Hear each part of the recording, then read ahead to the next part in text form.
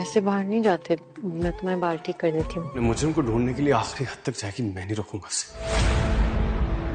बिलाखिर सच्चाई सामने आई गई ना, कम से कम मरे हुए बाप का ही सोच लिया होता।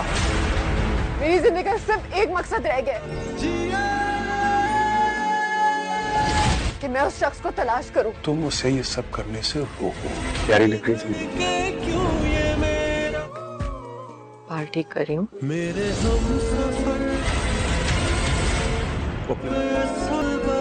तू धूप आया तेरा, तुझने मेरा दिल भरा, तू धूप। आरिफ को उस वक्त जरा सी भी शर्म नहीं आई जब अपनी जवान जहान बहन को दुनिया के रहमो करम पर चला गया। और अब जब उसने निकाह किया है, एक जायज काम किया है, तब उसे याद आ रहा है कि उसकी बहन ने उसके बाप का नाम डबो दिया। जब अपनी बहन को अपने ही घर से धक्के मार कर निकाल रहा था, उस वक्त उसे अपने बाप का जरा सा भी ख्याल नहीं आया। अपनी बहन पर इल्जाम लगाते हुए जरा सी भी शर्म नहीं आई। और अब जब वो एक महफूज हाथों में है तो उसे याद आ रहा है कि अंसा ने किस कदर बेशर्मी का काम किया है।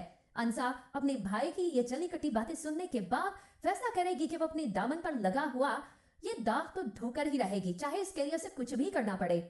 और अब तो जिस तरह से अनस उसके साथ है, उसे दुनिया का कोई भी डर नहीं है। यहाँ पर वो अंबर के सामने यही बात दोहराएगी, दादा से भी बोलेगी, दादा भी उसे इजाजत दे देंगे।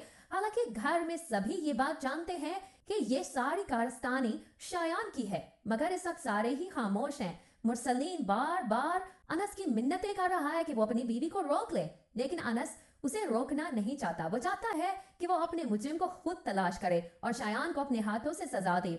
शायान के लिए तो बड़ी मुसीबत खड़ी हो चुकी है। वो लड़की जिसे उसने बदनाम किया, जिसे कहीं मुंह दिखाने के लायक नहीं छोड़ा, वही उसी के घर में आधे हिस्से की मालिक बनी बैठी है। और उसका बाप और वो चाकर भी कुछ नहीं कर पा रहे। डिप्टी कमिश्नर के आने के बाद से तो मुरसलीन जैसे बी की बिल्ली बना हुआ है। चाकर भी अनस और अंसा को कुछ भी नहीं कह पा रहा। सारे ही घर वाले बहुत परेशान हैं।